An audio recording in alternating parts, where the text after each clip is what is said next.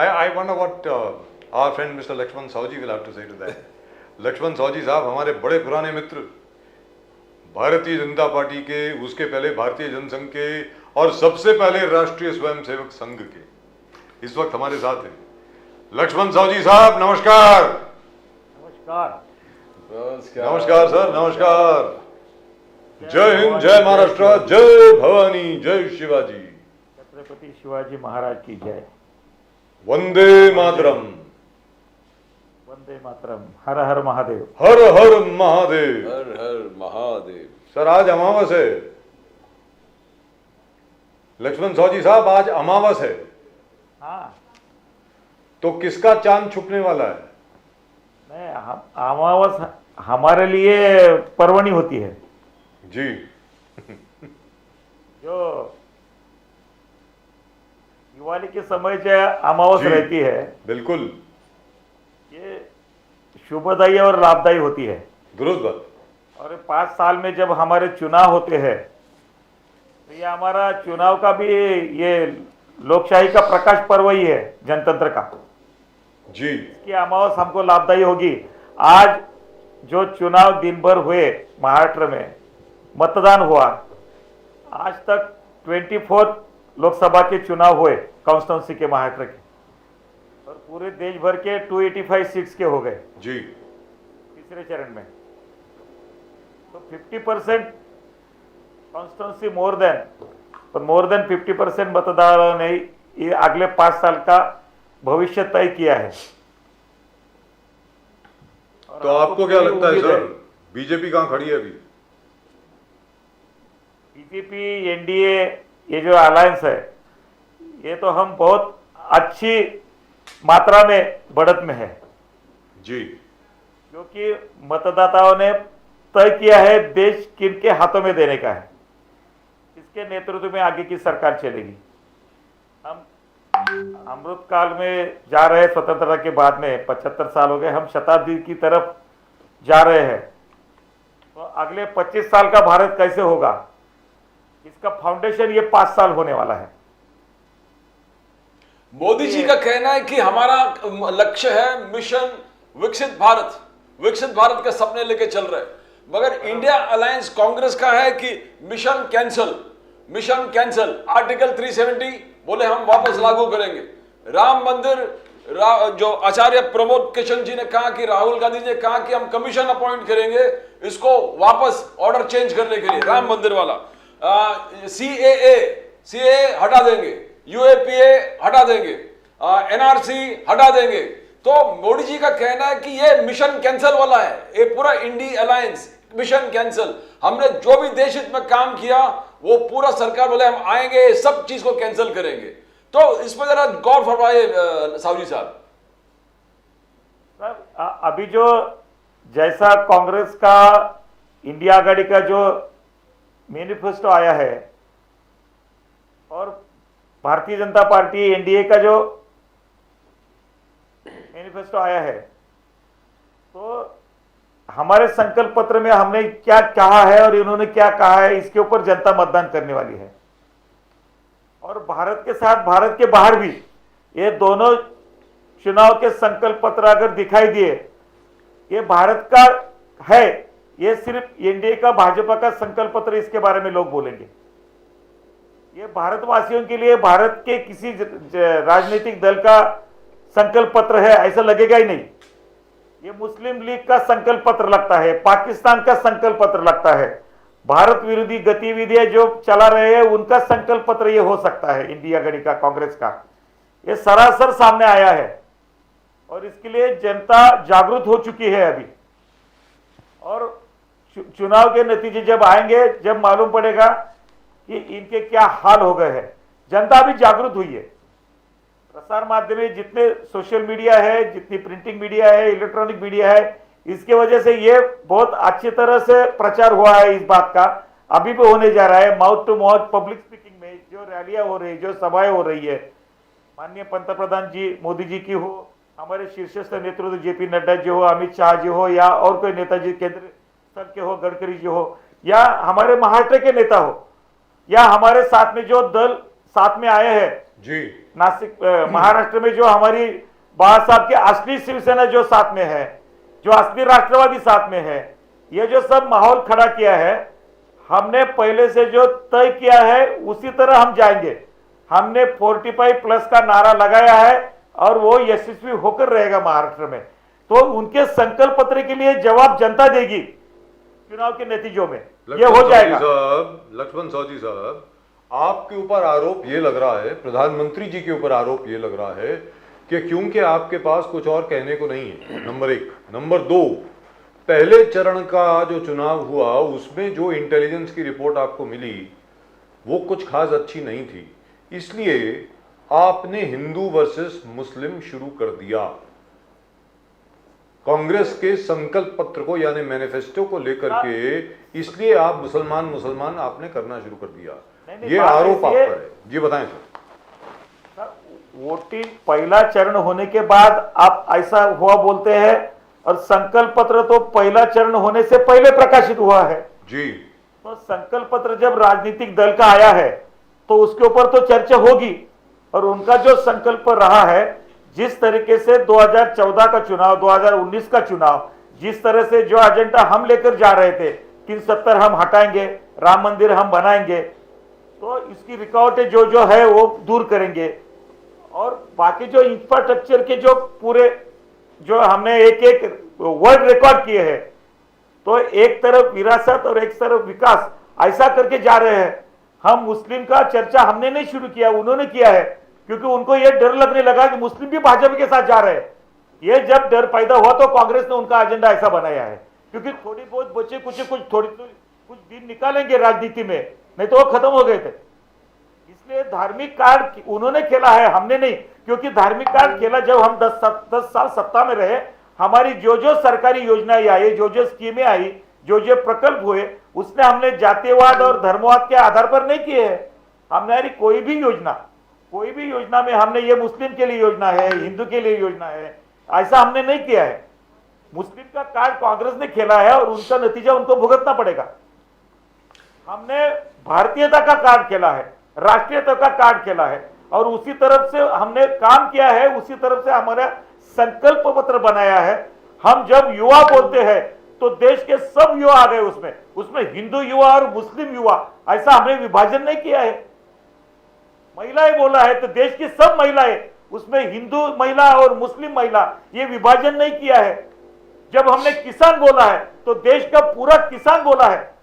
जब गरीब कल्याण बोला है तो देश के सब गरीब, उसमें हिंदू गरीब, मुस्लिम गरीब, जैसा कर्नाटक में कांग्रेस ने किया है, वैसा हमने गरीबों में विभाजन नहीं किया है।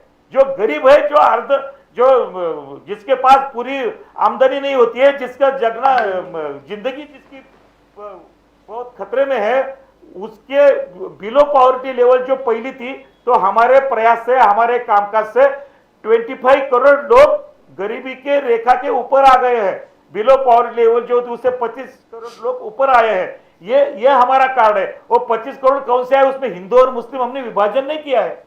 तो मुस्लिम का कार्ड जो कांग्रेस ने खेला है, ये कांग्रेस आखिरी सांस गिन रही है राजनीति में, लोकतंत्र में, भारत की। कांग्रेस का ये कहना है कि मोदी जी को आखिर में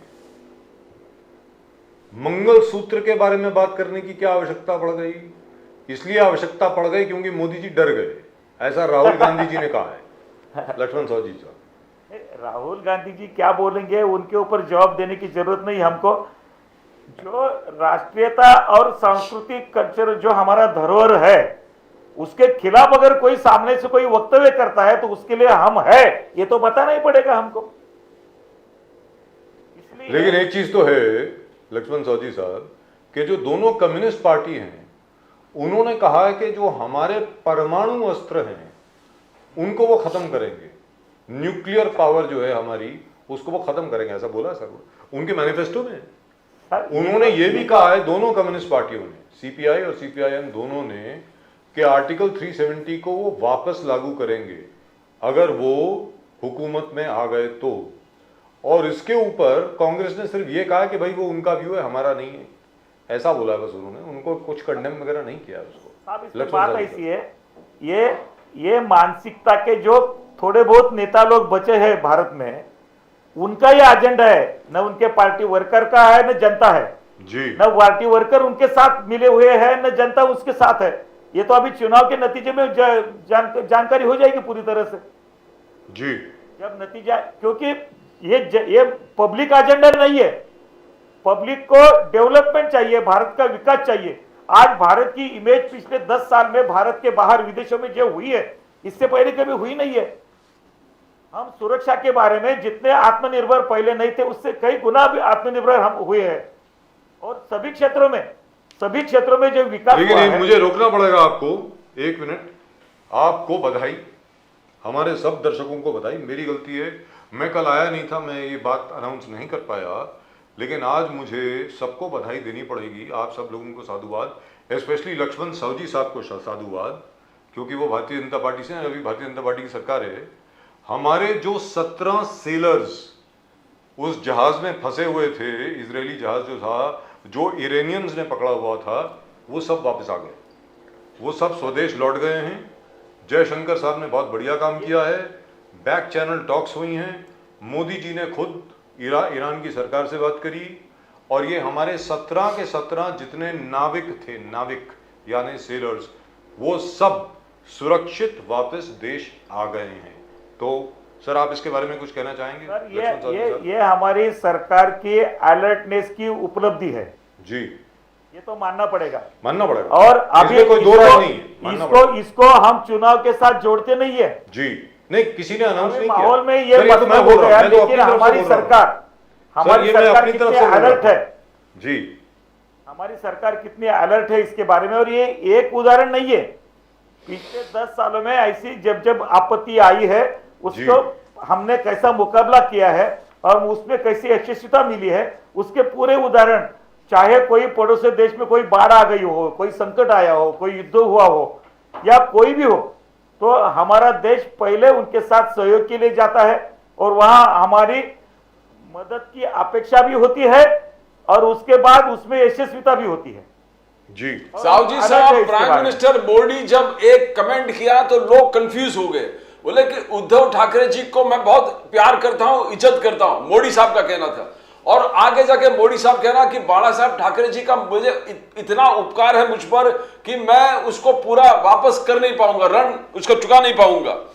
पर यह भी कहा कि उद्धव ठाकरे जी जिसके साथ खड़े हैं वो औरंगजेब के तारीफ करने वाले लोग हैं और सावरकर को गाली देने वाले लोग हैं, और इसका मुझे बहुत चिंता है। ये क्या है? ये लोग थोड़ा कंफ्यूज हो गए, आप प्यार भी करते हो और क्या मतलब था? नहीं सर, हमारी भारतीय जनता पार्टी की जो विचारधारा है, ये लोकतंत्र में जो जरूरी होना चाहिए उसको पकड़ के चलती है, उसको साथ में लेकर चलती है। जब हम 25 साल विचारधारा के ऊपर जब साथ रहे थे और वो अगर भटक गए हैं, तो आज या कल विचारधारा के साथ बगावत हुआ आदमी जागरूक होना चाहिए। और वो हमारा दुश्मन नहीं हो सकता है, वो प्रतिस्पर्धी हो सकता है लेकिन दुश्मन नहीं हो सकता है।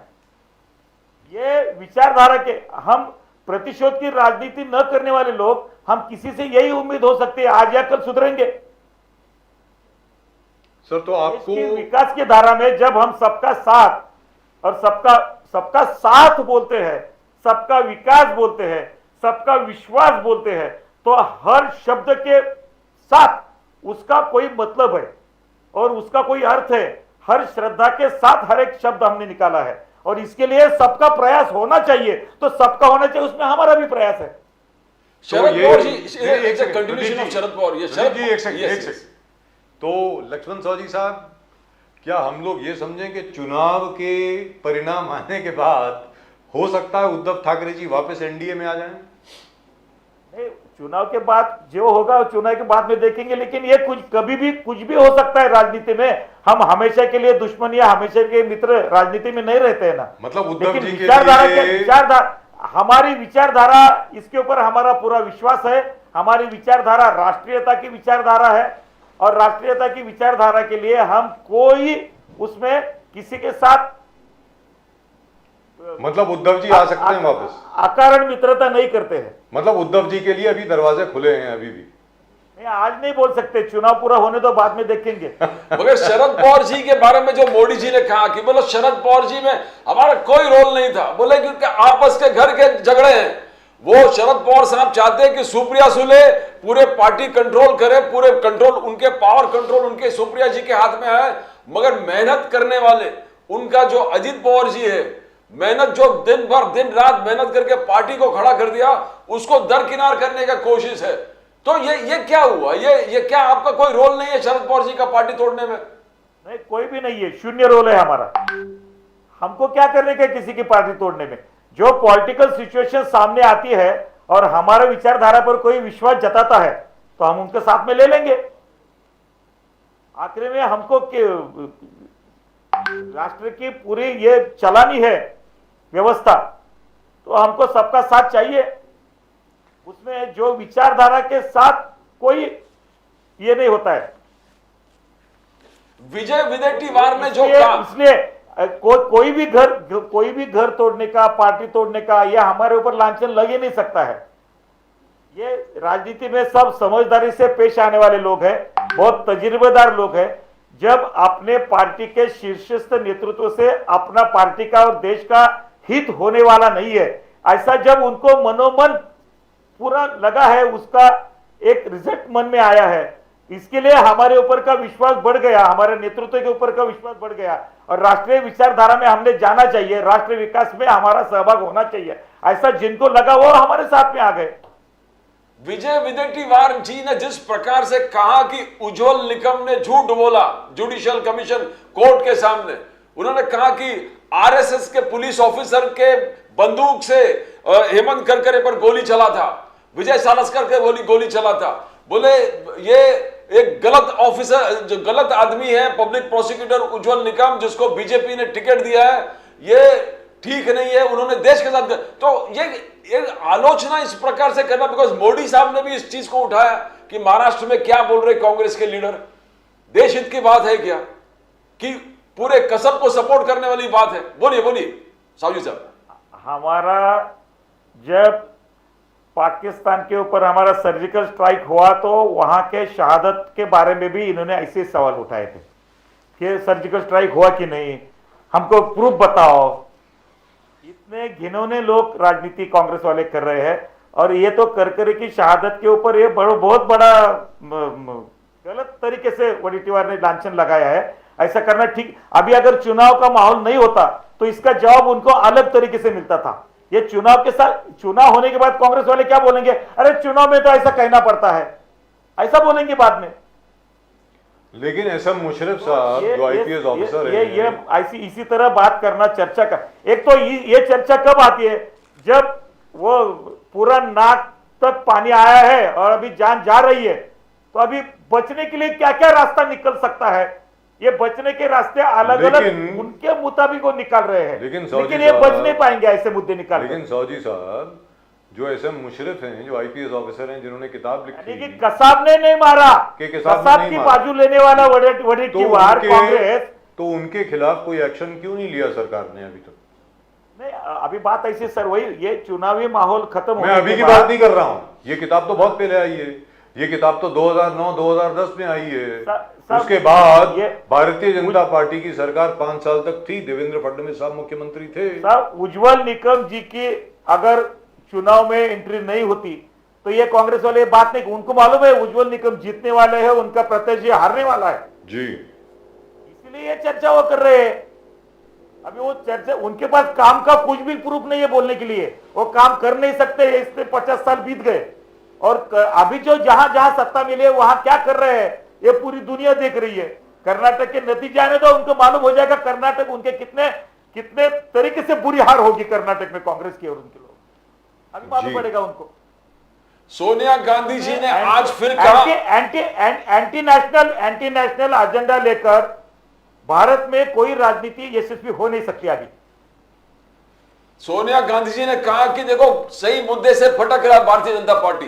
बोले अनएम्प्लॉयमेंट है, बेरोजगारी एकदम प्रचलित है, बेरोजगारी है, प्राइस राइज है, किसान के समस्या को सॉल्व नहीं किया, दुगना जो बोला था वो हुआ नहीं, आदिवासियों समस्या है, पिछड़े ओबीसी हर व्यक्ति नाखुश है, बीजेपी नफरत की राजनीति में उलझा हुआ है और अपने जो नाकामयाब है उसको छुपाने के लिए नफरत फैला रहा है। नफरत, सोनिया गांधी जी का कहना है मुस्लिम आरक्षण, वो बोले मुस्लिम आरक्षण क्या। तो कैसे आप देखते हो सोनिया गांधी जी का स्टेटमेंट है? भारत जोड़ो यात्रा में जो उनका नामकरण, वो तो भारत जोड़ो यात्रा थी राहुल गांधी की, लेकिन वो यात्रा में शुरू से पूरी खत्म होने तक जो लोग सहभागी हो गए उसमें से कितने लोग कांग्रेस छोड़कर चले गए, उसकी एक लिस्ट बनाओ। फिर उनको ये कहने का क्या हक है, ये कौन से आधार पर ये कहने जा रहे हैं? कांग्रेस के पूरे बड़े बड़े लोग, अच्छे कार्यकर्ता, अच्छे प्रत्याशी, टिकट दिया हुआ प्रत्याशी कांग्रेस छोड़ के आया, उनके ऊपर विश्वास किसी का नहीं रहा है। ये वायनाड का होने के बाद ये अमीर की तरफ गए, अमित की तरफ से फिर भागकर फिर रायबरेली की तरफ जा रहे हैं। उनको कोई जगह नहीं रही है, अभी उनका कोई स्थान नहीं रहा है। मैं दावे के साथ कह सकता हूं साहब, ये चुनाव के बाद में राहुल गांधी मुक्त कांग्रेस पहली हो जाएगी। राहुल गांधी मुक्त कांग्रेस पहली हो जाएगी चुनाव के बाद में। क्या बात है साहब। ये मैनिफेस्टो आप कैसे, कोई दो राय नहीं है, और उसकी चिंता उनको पड़ी है, इसलिए वो हमारे ऊपर बात कर रहे हैं। कांग्रेस का मैनिफेस्टो, जो कुछ थोड़ी बहुत बची कुछ कांग्रेस है उसको बचाने के लिए आखिरी सांस ले रही है, वेंटिलेटर पे है कांग्रेस अभी। कांग्रेस से, मैनिफेस्टो से आप डरते हैं, मोदी साहब डरते हैं। राहुल गांधी जी का कहना है पहली नौकरी पक्की, 30 लाख लोगों जो अनएम्प्लॉयमेंट था सबको जो भर देंगे, एम्प्लॉयमेंट भर देंगे, 30 लाख गवर्नमेंट जॉब, उसमें से 50% महिला आरक्षण राहुल गांधी। फिर आगे जाके एमएसपी का लीगल कानून, अग्निपथ को स्क्रैप करके रेगुलर भर्ती चालू करेगा राहुल गांधी जी। 50% रिजर्वेशन को हटा के और बढ़ाएगा, जो हिस्सेदारी ने जितने संख्या उतना हक। ये सब राहुल गांधी जी का मैनिफेस्टो देके आप डर गए, मोदी साहब डर गए। साहब जी साहब, हमारा मैनिफेस्टो जब राहुल गांधी पढ़ा ही नहीं है, हमने क्या क्या विकास की बातें कही है, हमने विकसित भारत का संकल्प जब छेड़ा है तो उसमें जो बातें कही है हम उस धारा पे, उस विचार, उस सूत्र पर आगे जा रहे हैं। हमको इनसे डरने की जरूरत क्या है, क्योंकि इन्होंने कुछ भी बोला तो ये करने वाले नहीं है। इनके ऊपर का विश्वास पूरा निकल गया है, जनता का विश्वास नहीं इनके ऊपर। ये उनको हमने ये किया है ऐसा बताने के लिए कुछ भी नहीं है, तो ये करेंगे, इसके ऊपर विश्वास रखेगा कौन? उनकी जो हमारे हमेशा की तरह कांग्रेस की जो आचरण रहा है राजनीति में, वो किसके साथ भरोसा करने के लायक रहा है? मतदाता के साथ भरोसा नहीं है, आपसी भरोसा नहीं है। मैंने इससे पहले अभी बोला ना, कांग्रेस के कितने नेता कांग्रेस को छोड़कर पिछले साल भर में हमारे साथ आए हैं। अभी हमारी इस चर्चा से पहले जो उनके कांग्रेस के प्रवक्ता बात कर रहे थे आपके साथ, आपने उन्होंने बोला वो पहली बार आए हैं, शायद वो 1 महीने के बाद उसका ये भी मत बदल जाएगा। अभी वो क्या नांदेड़ की बात कर रहे थे जी, अशोक जी चौहान हमारे साथ आए, इसलिए वो कांग्रेस उधर भाजपा हार जाएगी। वो बेसलेस स्टेटमेंट है पूरा। पिछले समय जितना लीड था उससे 1.5 गुना 2 गुना लीड वहां से मिलेगा और हमारी सीट उधर आएगी। ऐसी स्थिति होने के बाद और अशोक चौहान हमारे साथ आने के बाद, अशोक चौहान जब उधर थे उसके बाद में नतीजा क्या आया है, और वो अभी साथ में आगे तो नतीजा और बढ़ेगा अच्छी तरह से। ऐसी बात होने के बावजूद ये मुंगेरवाल के सपने अगर देखते होंगे कांग्रेस वाले। तो लक्ष्मण सावजी साहब ये भी बता दें चलते चलते, हमारे बड़े अच्छे मित्र हैं नितिन गडकरी साहब, व्यक्तिगत बहुत अच्छे मित्र हैं हमारे, बहुत मेहनती आदमी है। मतलब इतना मेहनत करते हुए मैंने कभी किसी को देखा नहीं, शुरू से ही थे। हमारे भी उनके प्रति श्रद्धा है। हमारे बहुत बड़े और तजुर्बेदार नेता है, उनके नेतृत्व में हमने काम किया है, आज भी करते हैं। बहुत पहले से, अभी से नहीं, बहुत पहले से। हम तो पता नहीं कितने 30 साल हो गए, बहुत अच्छी तरह जानते हैं। तो ये बार बात क्यों आ रही है उनके बारे में? बड़ी हर जगह में बात फैलाई जा रही है कि उनकी सीट फंसी हुई है, कि हो सकता है कि शायद कुछ गड़बड़ हो जाए वहां पे। ऐसा कुछ है क्या? बिल्कुल कुछ भी नहीं होगा, ये सरासर गलत बात है। ये अपप्रचार का माहौल बनाने की किसी की साजिश हो सकती है, लेकिन ऐसा कुछ नहीं हो सकता साहब। हम एक बार देखो, जो बाहर बातें चल रही है, किसका कोई भी सर्वे आने दो, हम पिछले बार महाराष्ट्र में जितने आंकड़ों के साथ एनडीए था उससे 2-3 सीटें बढ़ेगी, लेकिन एक भी कम नहीं होगी। मैं पिछली दावे बार के साथ 41 कहता थी, हूं आपको। 41 थी पिछली बार, 41। अभी 43-45 प्लस तक हम उसकी तरफ जा रहे हैं। क्या मगर बात है। राहुल जी बहुत कॉन्फिडेंट है। सावजी साहब, राहुल गांधी जी बहुत कॉन्फिडेंट है, बोले हमारा जो 5 न्याय है और 25 गारंटी, वो राहुल गांधी जी कहना 400 पार मोदी साहब बोल रहे हैं, पर मैं आपका 303 सीट से 150 सीट छीन लूंगा, कांग्रेस की तरफ ले आऊंगा। ये कॉन्फिडेंस है राहुल गांधी जी का। क्या कॉन्फिडेंस दिख रहा है सर सावजी साहब? उनका रहे ऐसा है, 4 जून तक कुछ भी कॉन्फिडेंस रह सकता है ना उनका। 4 जून तक वो कुछ भी कर सकते हैं जब तक नतीजे नहीं आते हैं। 150 सीट छीनेंगे आपके? नहीं, वो पहले से उनके 5-1 सीट कमी हो जाएंगी। लेकिन जहां तक आपका सवाल है साहब, वो पूरे दल के साथ मैंने तो बोला साहब, कांग्रेस डबल डिजिट पर जाएगी तो भी बहुत हो जाएगा। अगर डबल फिगर्स को भी जाएगी तो बहुत उनके बहुत पास बड़ी है, चीज़ है। आधार क्या है उनके पास? लक्ष्मण साहू जी साहब, अब आपसे एक स्टेटमेंट- व्यक्तिगत सवाल पूछता हूं। साहब, ये जो चुनाव हो गया, ये चुनाव सबसे बड़ा हमारे भारतीय लोकतंत्र में 2024 का चुनाव जनता ने हाथ में लिया है। जनता और राष्ट्रीय नेतृत्व ये सीधा रिलेशन है आज, और उसके ऊपर वोटिंग चल रहा है, ये भी ध्यान में रखो। सर आपसे एक सवाल राष्ट्रीयता के नेतृत्व में कांग्रेस और उसके सहयोगी दल कहां ऐसे बह जाएंगे पानी में, पता नहीं चलेगा।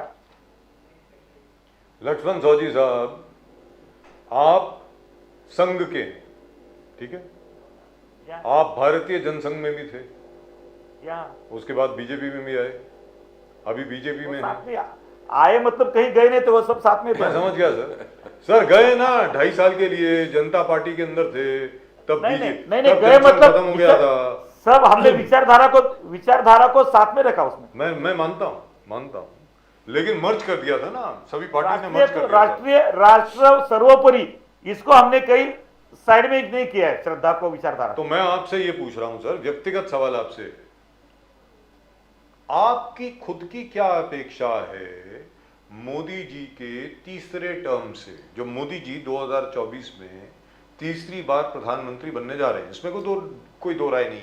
बाकी यूट्यूब पे जितने लोग चिल्लाते रहे, कुछ भी करते रहे, जो मर्जी करते रहे, मतलब उसको कोई मतलब नहीं बनता उसका, वो ठीक है।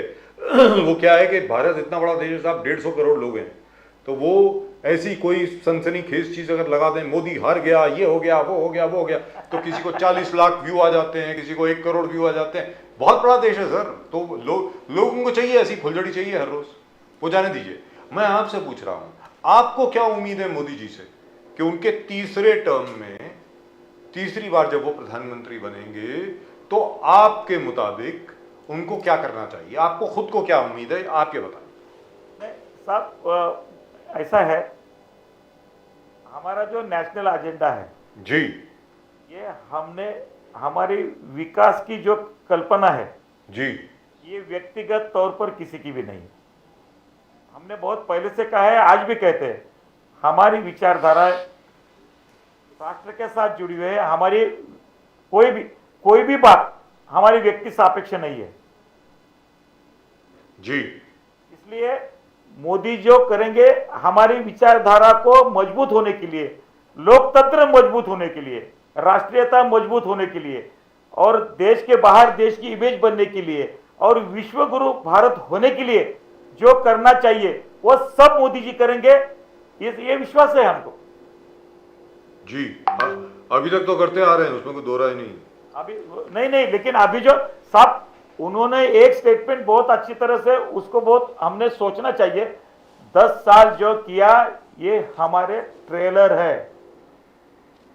जी, अभी जो इस 5 साल में होगा, ये पूर्ति होने जा रही है। जी, ये बहुत बड़ी बात है ऐसा बोलने में, दुरुस्त बात। क्योंकि हमको जो पहली गलतियां जो लोकतंत्र में सरकारों ने जो करके रखी है, एक लेवल के आने के लिए हमको जो करना पड़ा वो हमने किया। सर मैं व्यक्तिगत तौर पर जब हम पीडीपी के साथ में गए कश्मीर में, जी, तो हमको कितने लोगों ने कैसे कैसे टोका है हमको मालूम है। जी मालूम। लेकिन जब हमको राष्ट्रीयता का स्वर मिलाना है, 370 हटाना है, तो सबको साथ लेना पड़ेगा। आज या कल उनको ये मानना पड़ेगा। इसके लिए विचारधारा को थोड़ा सा बाजू को रख के हमने ये एडजस्टमेंट किया। ये बहुत बड़ी बात नहीं थी हमारे लिए, देश के लिए भी। इतनी बड़ी सोच रखकर हम जब चलते हैं तो आने सर- वाले 25 साल में जब हमारे अर्थव्यवस्था के बारे में, अभी अर्थव्यवस्था जो होने जा रही है, जो आम आदमी जब विकास धारा की प्रक्रिया में आया है, सब अभी जैसे पेटीएम के जो कार्ड लेके पूरे लोग सहभागी हो गए हैं, 52-53 करोड़ लोग बैंक में अकाउंट खोले हुए हैं, और ऐसी एक एक बातें जब हो रही है तो करोड़ों लोग जब राष्ट्रीय विकास की धारा में, विचारधारा के साथ तो आएंगे, लेकिन विकास की धारा में भी जो सम्मिलित होने जा रहे हैं, हम विश्वास दिखा रहे हैं, वो विश्वास जता रहे हैं, ये जो सारी बातें हो रही है, इसका आगे सर बनस्पति तीसरे वही टर्म होगी। में ये राष्ट्र आखिरी सवाल मजबूत होने के लिए है होगी वो।